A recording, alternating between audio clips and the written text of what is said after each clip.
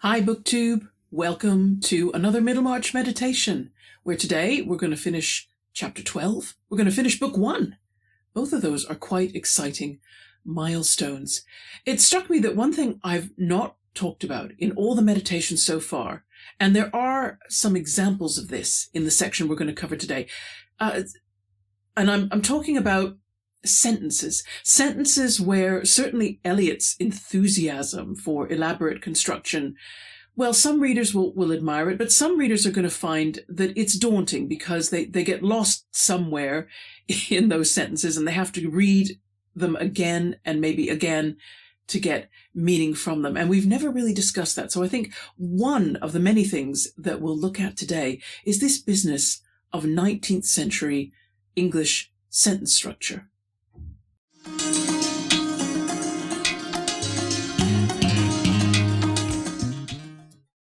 But first, of course, we must find our place in the text. We were on page 116 of the Penguin Classics edition, and we had Mary and Rosamond had just finished their conversation, and they'd both been called back downstairs. So now we go back downstairs to rejoin the whole group. Mr. Lidgett was rather late this morning, but the visitors stayed long enough to see him, for Mr. Featherstone asked Rosamond to sing to him, and she herself was so kind as to propose a second favourite song of his, Flow On, Thou Shining River, after she had sung Home, Sweet Home, which she detested. This hard-headed old overreach approved of the sentimental song as the suitable garnish for girls, and also as fundamentally fine, sentiment being the right thing for a song. We'll do a vocabulary check first of unusual things that have occurred in that little paragraph. I mean, the first thing that stood out to me was Mr. Featherstone being called this strange name, Old Overreach. What on earth was that? Well, Overreach is a villain in a play that was performed in 1626. So, hey, we're in the 17th century. No surprise there. That's been a running theme in Middlemarch, hasn't it? And the English playwright was called Philip Messenger. Now, I had never heard of him.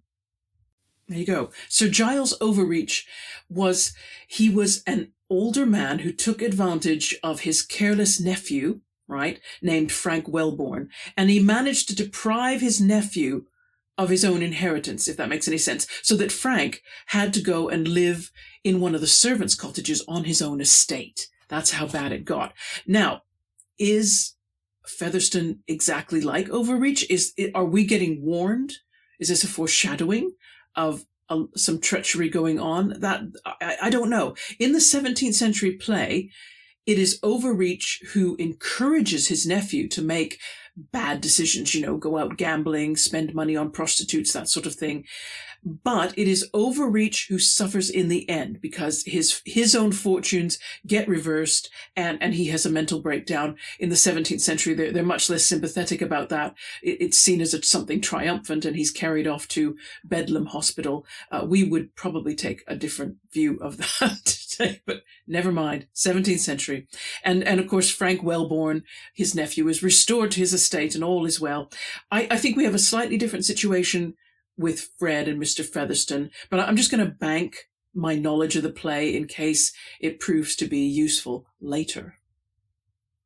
Also, we've got those two songs that Rosamond sings, don't we? I went looking on the internet. I thought, can I find recordings of anyone singing these songs? Because they do date back to the 1820s. That's when they were originally written. Flow On, Thou Shining River. The best I could do for you was get a website that would show you the sheet music and the lyrics. I couldn't find anyone actually singing the song anymore. Home Sweet Home, well, it's a tune that many of you are going to recognize because there were recorded versions made in the 30s, the 40s, the 50s. It's been a popular song for a long time. And so the link that is in my description box is the singer Deanna Durbin singing that. And that was from her 1939 recording. I think it was part of a film soundtrack. And by the way, I am 100% in Camp Rosamond Vincy when it comes to the song Home Sweet Home. I find it unbearably sentimental. Maybe you'll like it. Maybe you already like it. But yeah, I am with Rosamond on that. I detest the song. We talked last Sunday, didn't we, about subtext. And this particular paragraph is it's just teeming with it. It's full of it. On the surface, of course, it looks so lovely, doesn't it? If you just read it without any context, it looks like a Hallmark card being acted out, doesn't it? 3 young people are visiting their old, infirm uncle, entertaining him with songs about love and home and... But the reality, beneath this Christmas card sentimentality, there's a story of strategy and intrigue going on. Mr. Featherston has just asked Fred to carry out a task that is humiliating, and as we read on, we're going to understand just how much trouble this is going to be. And Rosamond is singing songs that she absolutely hates, just to prolong this visit, because Dr. Lidgett is running late, and meeting Dr. Lidgett is the only reason that Rosamond is tolerating her uncle's company right now. Going on. Mr. Featherston was still applauding the last performance and assuring Missy that her voice was as clear as a blackbird's when Mr. Lidgett's horse passed the window. His dull expectation of the usual disagreeable routine with an aged patient who can hardly believe that medicine would not set him up if the doctor were only clever enough, added to his general disbelief in Middlemarch charms, made a doubly effective background to this vision of Rosamond, whom old Featherston made haste ostentatiously to introduce as his niece, though he had never thought it worth while to speak of Mary Garth in that light. Nothing escaped Lidgett in Rosamond's graceful behaviour. How delicately she waived the notice which the old man's want of taste had thrust upon her by a quiet gravity, not showing her dimples on the wrong occasion, but showing them afterwards in speaking to Mary, to whom she addressed herself with so much good-natured interest that Lidgett, after quickly examining Mary more fully than he had done before, saw an adorable kindness in Rosamond's eyes, but Mary, from some cause, looked rather out of temper. Oh, shook my head at that last sentence. Let's go back a little bit. We'll talk Mr. Featherston, describing Rosamond's voice as clear as a blackbird's. And I thought maybe it'll be helpful because I don't know where people might be watching these Middlemarch meditations from. It's easy to assume that everybody knows your own environs, because I knew right away that this was describing the song of a European blackbird, which is quite melodic, and the same species can be found in North America, but just from having lived in both places, I think the American blackbird may have adapted its song slightly to include a little bit more rattling vocalization, to compete perhaps with jays and other types of blackbird. What Mr. Featherston isn't talking about, of course, is the American red-winged blackbird. And if you've ever heard that song, and again, I will put links, you'll have 2 links to very short videos, one of which will play you the bird song of a European blackbird, and one of which will show you the bird song of the North American red-winged blackbird. You'll see there's a similarity between them, but also a great difference. And you wouldn't compare the North American red-winged blackbird song to human singing, I don't think. This is the part where I want to talk about sentence structure. Let's go back to the beginning of that paragraph on the bottom of page 116. The first sentence is 75 words long.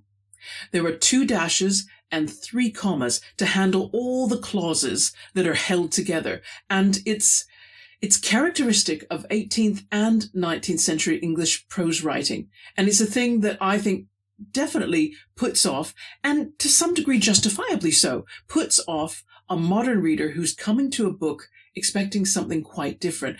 And I think I'm hoping it will help if I say that these immense sentence constructions, they were very well liked in their time. They were a kind of fashion, and they were a way for the author to demonstrate that they were good at manipulating language and using language. But when you create a sentence of that size, 75 words long, there's going to be a sacrifice of clarity. There just is. And the reader also is challenged. It's a challenging sentence. It sort of says, hey, see if you can figure out what I'm trying to say here. And And to make sense of it, the reader in 19th century could also take pride in themselves. If they figured out what that sentence said, it said something about their own intellect and their own literacy. And I think it's important to say that the modern writer-reader relationship is different, and it's managed differently by the publishing industry. Clarity now matters in popular fiction, particularly because clarity creates a sense of pace.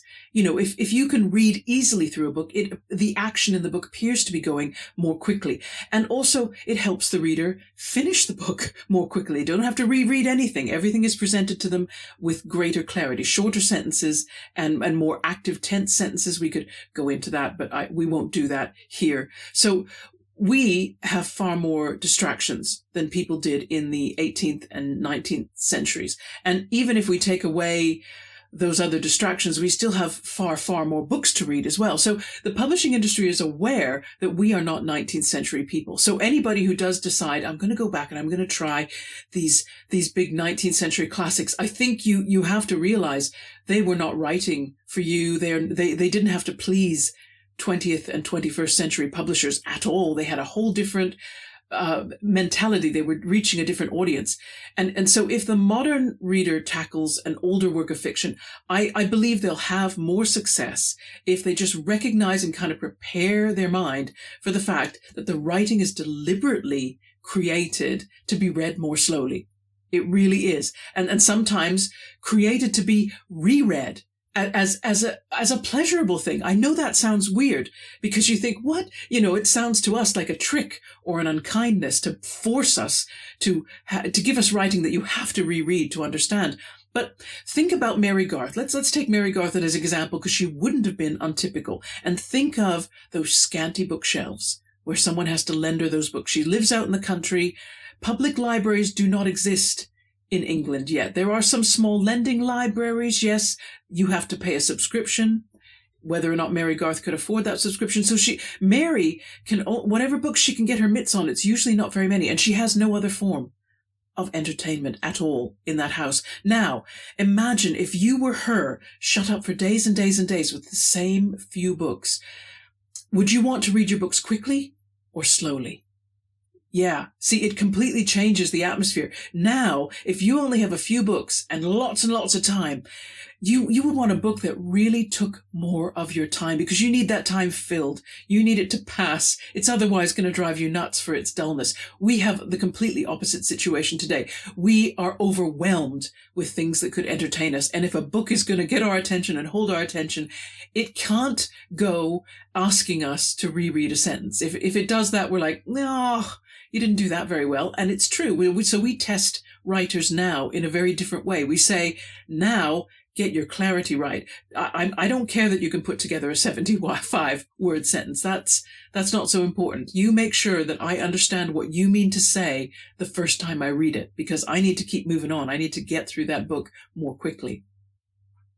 And of course, the second sentence is not much better. It's 74 words long.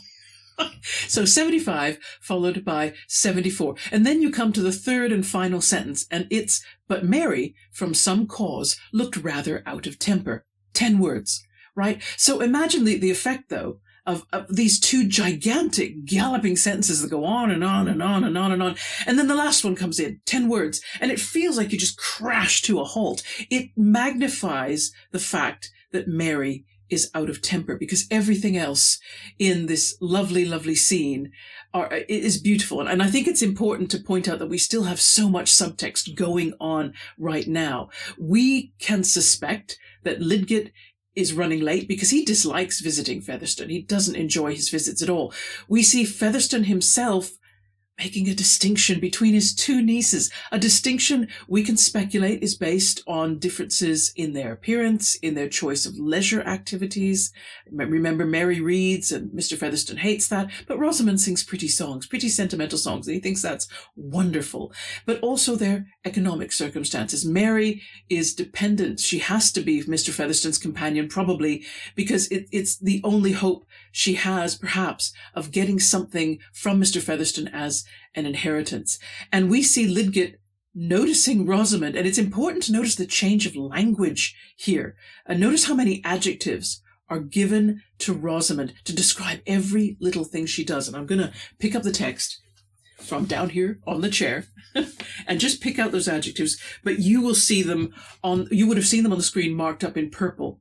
So we have the word graceful, delicately, quiet gravity, dimples, much good-natured interest, adorable, kindness, all these, there's just nothing's held back for Rosamond. No, there's no sparing on all these beautiful adjectives. And then when we get to the top of page 117, the text tells us that Lidgett, who has seen Mary Garth on several occasions already, right? He's only seen Rosamond once. And only now has he decided to take notice of her. Why? Because Rosamond is taking notice of her. So all of a sudden he's like, oh, Mary Garth. And yet, even Lidgett's noticing of Mary is suspect. His noticing only gives him another impression of Rosamond, and he gains no understanding of Mary. He just sees the adorable kindness in Rosamond's eyes, and he thinks, oh, I don't know why Mary's so upset. Just completely blind to that. Speaking just personally, I admire Mary right now for being able to stay in that room and not walk out. I think a more modern woman would just move, just go, I've had enough of this, not tolerating this.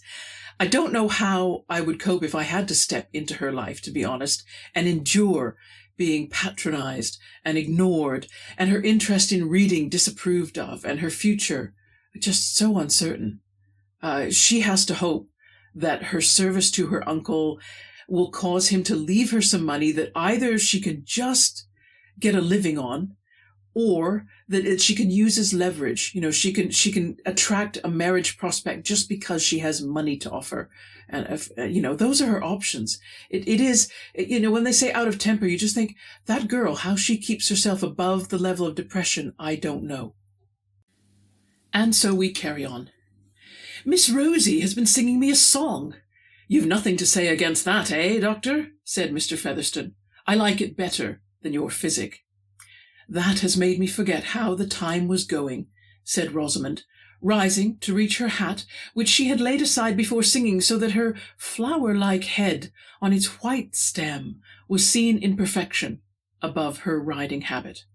Fred, we must really go. Very good, said Fred, who had his own reasons for not being in the best spirits and wanted to get away.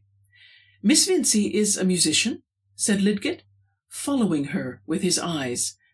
Every nerve and muscle in Rosamond was adjusted to the consciousness that she was being looked at. She was by nature an actress of parts that entered into her physique. She even acted her own character, and so well that she did not know it to be precisely her own. Can I read those sentences again? I know it's not repeating in a bad way, it's repeating in a good way. Every nerve and muscle in Rosamond was adjusted to the consciousness that she was being looked at. She was by nature an actress of parts that entered into her physique. She even acted her own character, and so well that she did not know it to be precisely her own. This is an amazing, is it 2 sentences? Yes, 2 sentences. You always have to be careful with Victorian literature. You can't just go, well, that must be at least 4. No, 2 sentences. But it's just that Eliot was over 100 years ahead of her time. In the early 1970s, there was a book published by John Berger, and I have reviewed it, and it was called Ways of Seeing. He was an art critic, and he was talking about how we view things. And if you don't mind, I'm going to read a passage from that book where Berger talks about the way traditional gender roles and expectations affect a woman's perception of herself and other people's perceptions of her. According to usage and conventions which are at least being questioned, but have by no means been overcome, the social presence of a woman is different in kind from that of a man. A man's presence is dependent upon the promise of power which he embodies. If the promise is large and credible, his presence is striking. If it is small or incredible, he is found to have little presence. The promised power may be moral, physical, temperamental, economic, social, sexual, but its object is always exterior to the man. A man's presence suggests what he is capable of doing to you or for you. His presence may be fabricated in the sense that he pretends to be capable of what he is not, but the pretense is always towards a power which he exercises on others. To be born a woman has been to be born within an allotted and confined space into the keeping of men. The social presence of women has developed as a result of their ingenuity in living under such tutelage within such a limited space, but this has been at the cost of a woman's self being split into two. A woman must continually watch herself. She is almost continually accompanied by her own image of herself. Whilst she is walking across a room or while she is weeping at the death of her father, she can scarcely avoid envisaging herself walking or weeping. From earliest childhood, she has been taught and persuaded to survey herself continually, and so she comes to consider the surveyor and the surveyed within her as two constituent yet always distinct elements of her identity as a woman. She has to survey everything she is and everything she does, because how she appears to others, and ultimately how she appears to men, is of crucial importance for what is normally thought of as the success of her life. Her own sense of being in herself is supplanted by a sense of being appreciated as herself by another. Men survey women before treating them. Consequently, how a woman appears to a man can determine how she will be treated. To acquire some control over this process, women must contain it and interiorize it. That part of a woman's self which is the surveyor treats the part which is the surveyed so as to demonstrate to others how her whole self would like to be treated. One might simplify this by saying men act and women appear.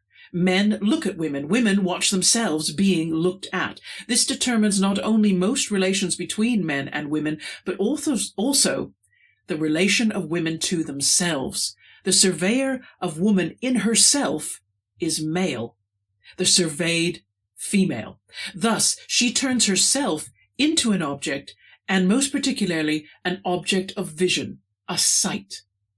So now, with that passage in mind, think about those two sentences in Middlemarch and how Eliot understands perfectly this convention that John Berger would describe a century later. Rosamond has trained herself to be aware of how she may be observed, and that training is so ingrained that her body, her physique, now moves in the correct ways without her being consciously having to control it. It's that well learned. And for example, Lidgett notices how Rosamond controls the appearance of dimples on her face, and he approves of it. And you see, but the text demonstrates that Rosamond knows those appearance rules. She knows them well. She knows there's a rule which dictates that it is not attractive for a woman to show pleasure when attention is being called to herself. Right? She knows that the rule which dictates that it's attractive to show pleasure when you are directing attention to other people. So then you can bring out your dimples, and that is fine. Dimples wait until she is speaking to her cousin Mary. And the resulting appearance seems to make her modest and considerate in Lidgett's eyes, as a well-bred woman was expected to be.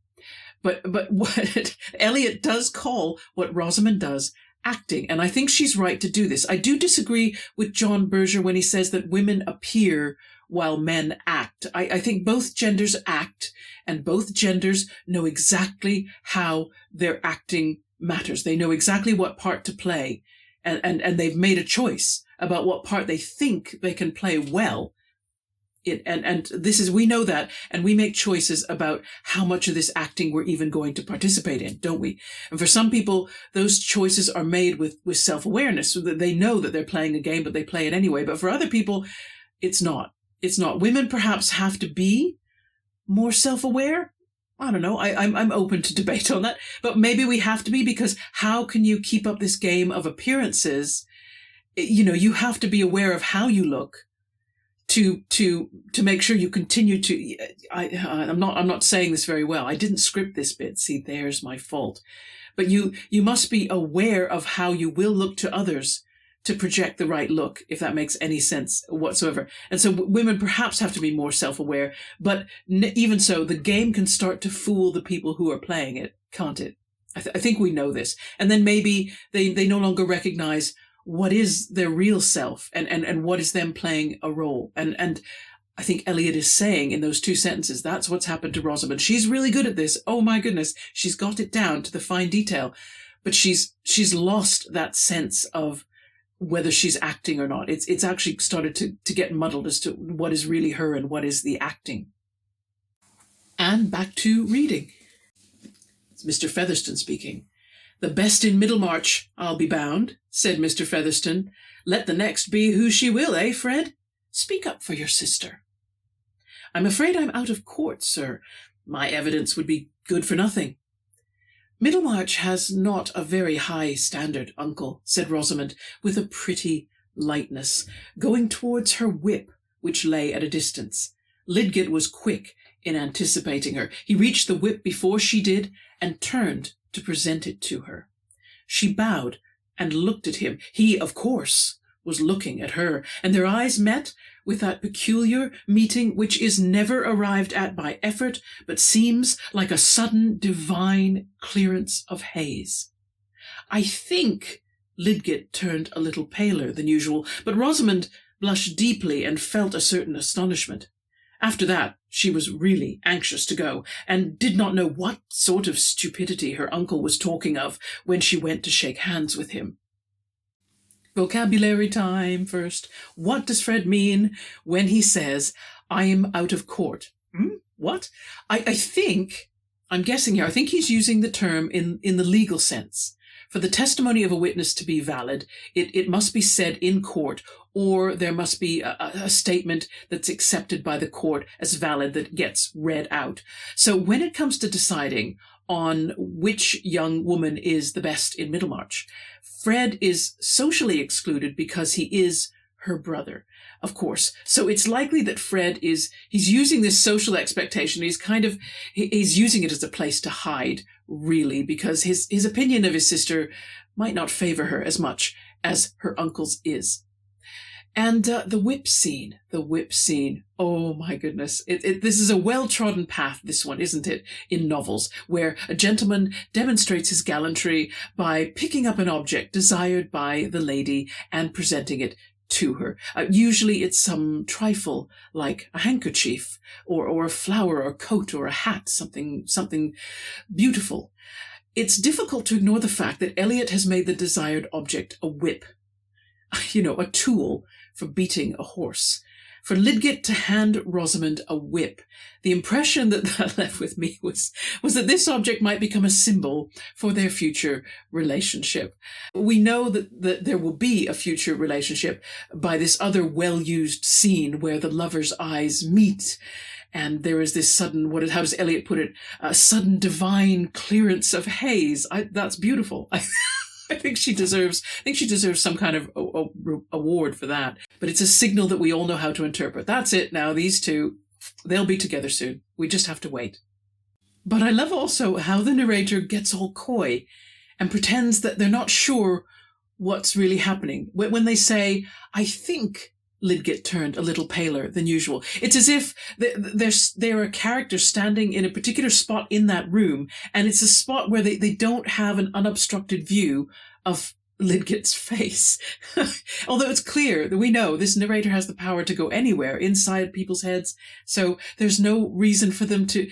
So I don't know why they do that. I think it's a humorous thing. I think, well, we can all guess. Even if you can't see narrator, all of us are quite good at guessing. We've done this scene so many times. We could tell you. So let's read on about this. "Yet this result, which she took to be a mutual impression, called falling in love, was just what Rosamond had contemplated beforehand. Ever since that important new arrival in Middlemarch, she had woven a little future, of which something like this scene was the necessary beginning. Strangers, whether wrecked and clinging to a raft, or duly escorted and accompanied by portmanteaus, have always had a circumstantial fascination for the virgin mind, against which native merit has urged itself in vain. And a stranger was absolutely necessary to Rosamond's social romance, which had always turned on a lover and bridegroom who was not a Middlemarcher, and who had no connection at all like her own. Of late, indeed, the construction seemed to demand that he should somehow be related to a baronet. Now that she and the stranger had met, reality proved much more moving than anticipation, and Rosamond could not doubt that this was the great epoch of her life.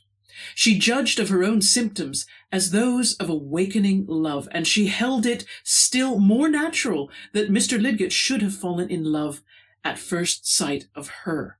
These things happened so often at balls, and why not by the morning light, when the complexion showed all the better for it?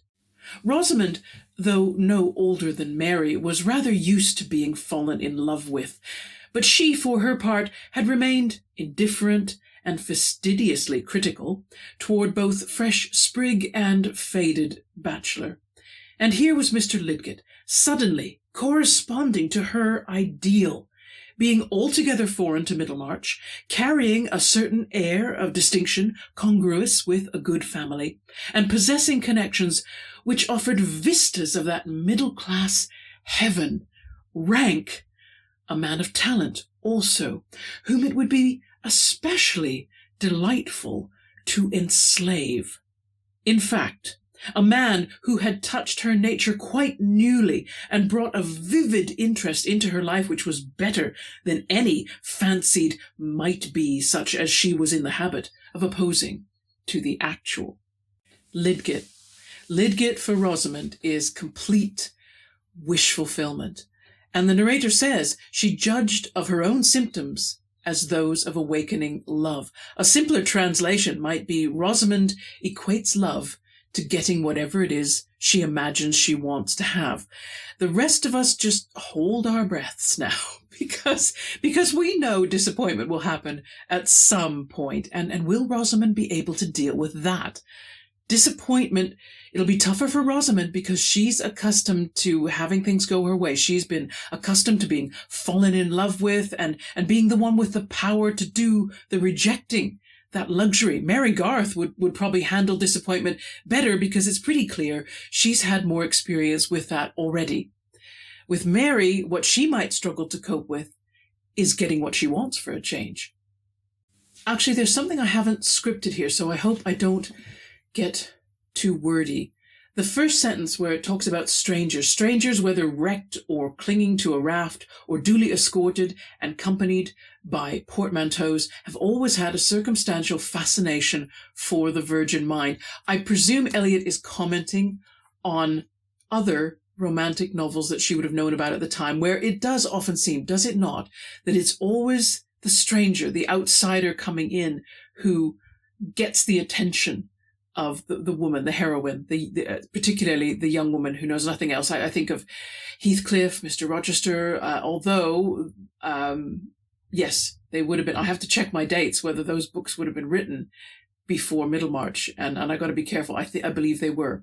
And of course, all of Jane Austen, it always rests on this complete stranger that you don't know, coming out of nowhere. Sometimes, as she says, they look a bit, they look a bit not in a good way, but sometimes they're escorted and accompanied by portmanteaus. A portmanteau is a kind of case. If I can find a picture of it, I will put one up, a nice example of an early 19th century case. But in other words, whether they're rich or poor, there's something about the stranger that comes in a love story. And there is. I wonder how many times that occurs, percentage-wise. We should see if we can find that out sometime. Also, the fact that Eliot uses this whip as the first exchange, the beginning of love between Lidgett and Rosamond, and then later talks about Rosamond's enjoyment of enslaving Lydgate, is disturbing. There's no doubt about that. Disturbing language. But let us go on. I think it gets even more crazy as we read this section. Thus, in riding home, both the brother and the sister were preoccupied and inclined to be silent. Rosamond, whose basis for her structure had the usual airy slightness, was of remarkably detailed and realistic imagination when the foundation had been once presupposed, and before they had ridden a mile. She was far on in the costume and introductions of her wedded life, having determined on her house in Middlemarch, and foreseen the visits she would pay to her husband's high-bred relatives at a distance, whose finished manners she could appropriate as thoroughly as she had done her school accomplishments, preparing herself thus for vaguer elevations which might ultimately come. There was nothing financial, still less sordid, in her provisions. She cared about what were considered refinements, and not about the money that was to pay for them. It's not so much a vocabulary check as just a language check. Eliot used the word structure in the second sentence, and it seemed incorrect to me at first. If I reread, I think it says, Rosamond, whose basis for her structure had the usual airy lightness. And then, of course, as she went on, I realized, well, Eliot's talking about Rosamond's thoughts and what she's imagining, which seemed to me a bit ethereal. And so I thought, I don't really associate the structure and lightness together. But then as I kept reading, and I realized just how much Rosamond had managed to plan in a mile of riding. So what that might take 7-8 minutes. I don't know. It depends on how fast that horse goes. And so she's planned the details of her wedding. She's selected the house she wants to live in. She's organized all the visits with her husband's family. So yeah, I think the word structure, because it's not just an idle sort of go anywhere kind of daydream. She really is. This is a plan. This is a plan. Rosamond, however, in planning, she's not down to earth, and perhaps that's why this structure is so airy. There's no foundation of who's paying for this. I think that's what Eliot is using the word financial and money to make a point now. And again, we might need to log that information for later on in the story. Rosamond isn't really interested in where's the money going to come from, how much money is she spending. It's just, I have to have these things. They are the necessary refinements for me. So Rosamond's in a wonderful place right now, and I wish we could just say the same about poor Fred as we read on. Fred's mind, on the other hand, was busy with an anxiety which even his ready hopefulness could not immediately quell. He saw no way of eluding Featherston's stupid demand without incurring consequences which he liked even less than the task of fulfilling it. His father was already out of humour with him, and would be still more so if he were the occasion of any additional coolness between his own family and the Bulstrodes. Then he himself hated having to go and speak to his uncle Bulstrode, and perhaps after drinking wine he had said many foolish things about Featherston's property, and these had been magnified by report. Fred felt that he made a wretched figure as a fellow who bragged about expectations from a queer old miser like Featherston, and went to beg for certificates at his bidding.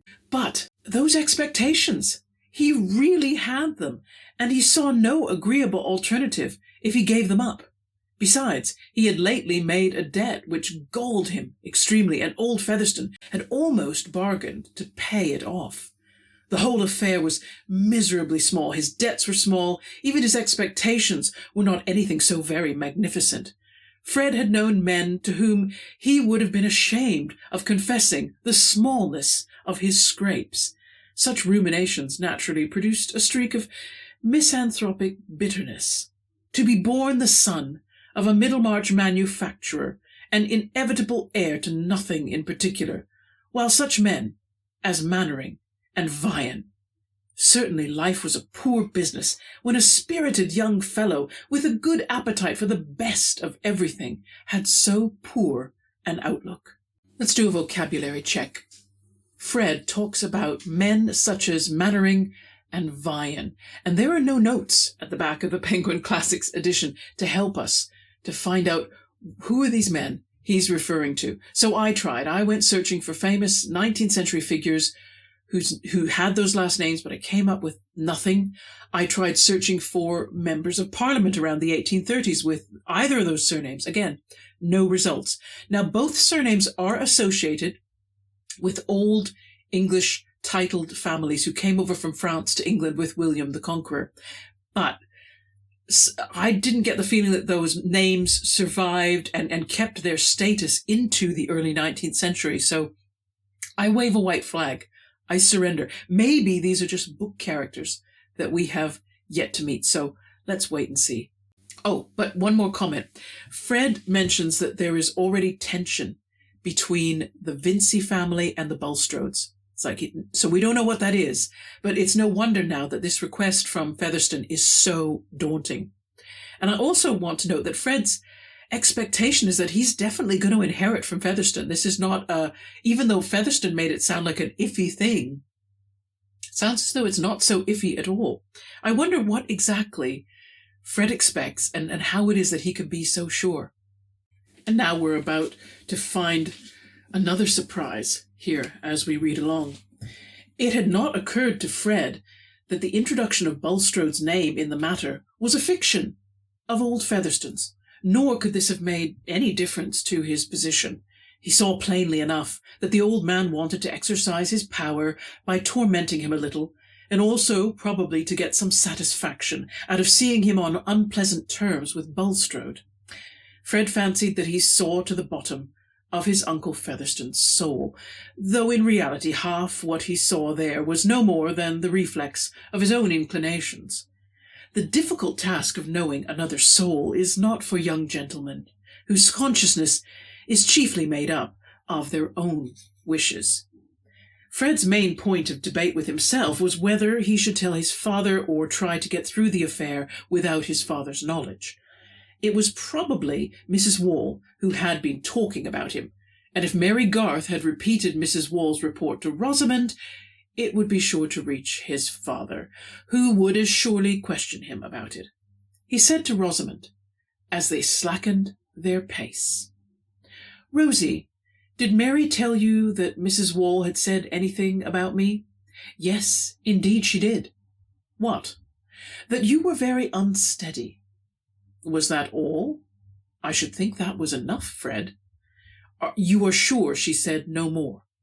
"Mary mentioned nothing else, but really, Fred, I think you ought to be ashamed." "Oh, fudge, don't lecture me. What did Mary say about it?" "I am not obliged to tell you. You care so very much what Mary says, and you are too rude to allow me to speak." "Of course I care what Mary says. She is the best girl I know." "I should never have thought she was a girl to fall in love with." "How do you know what men would fall in love with? Girls never know. At least, Fred, let me advise you not to fall in love with her, for she says she would not marry you if you asked her." "She might have waited till I did ask her." "I knew it would nettle you, Fred." "Not at all. She would not have said so if you had not provoked her." Before reaching home, Fred concluded that he would tell the whole affair as simply as possible to his father, who might perhaps take on himself the unpleasant business of speaking to Bulstrode. Oh, and there we end the chapter. I was a little surprised, not a lot surprised, a little surprised to find out that Featherston has invented Bulstrode as an informer. How does Featherston keep track of all these little lies he tells to different people? It certainly proves, yes, his mind is still sharp, as he claims. If he can still play people and remember which game he's playing with who, he's fine. He's absolutely fine. Now, the conversation between Rosamond and Fred, then, that very short one, when Fred says, "She might have waited till I did ask her," it's like, whoa, I don't know. Now, why did he say that to his sister? Why did he admit to that? I don't think he was joking. And Rosamond's reaction suggests that I just feel like Fred must have confided in Rosamond before about his feelings for Mary. It must not be news to Rosamond that Fred is in love with Mary. It can't be, or she would have been much more shocked by what he said. She's not shocked. She just says, I knew it would nettle you. And for anyone who doesn't know nettles grow in North America? Isn't it terrible when you've been away for so long? Nettles grow in England and very possibly across Northern Europe known by other names. It is a plant. I will put a picture up on screen. I will interrupt my headshot.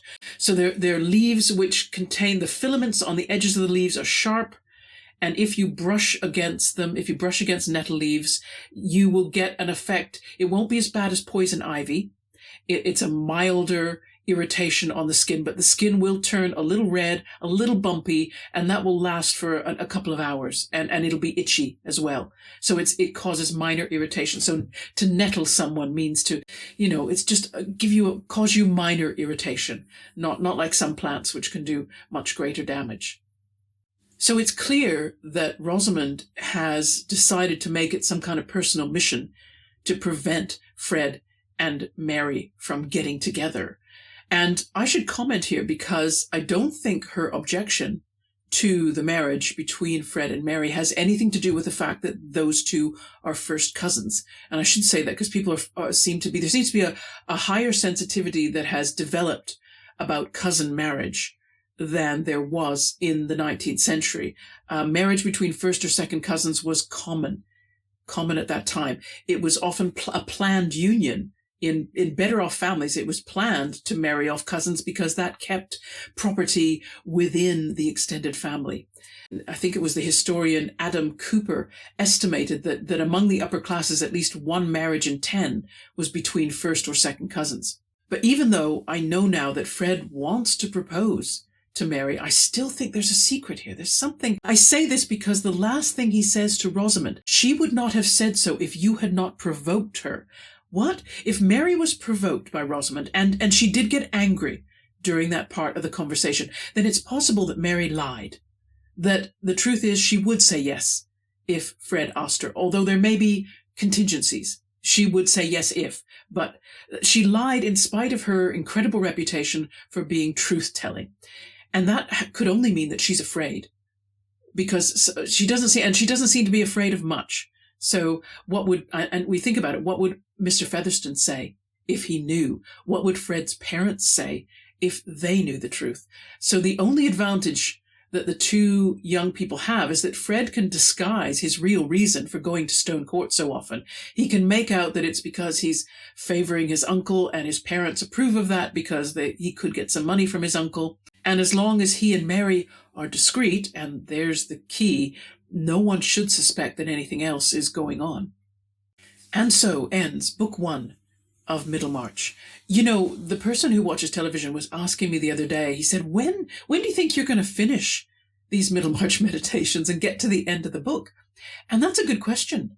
And I think I need to go away and do some calculations on that, because I think all of you deserve to know. And I would be interested to know, because now that I'm doing 2 Middlemarch meditations every month, that is giving me more time to read longer books. I'm really grateful for that additional time. And I have toyed with an idea of devoting an entire month to Middlemarch meditations. I normally do 2 videos a week. So in a given month, that's at least 8 videos, sometimes 9. So what if I gave over a month? I was thinking of May, just because May begins with M, and calling it Middlemarch Meditations May, MMM.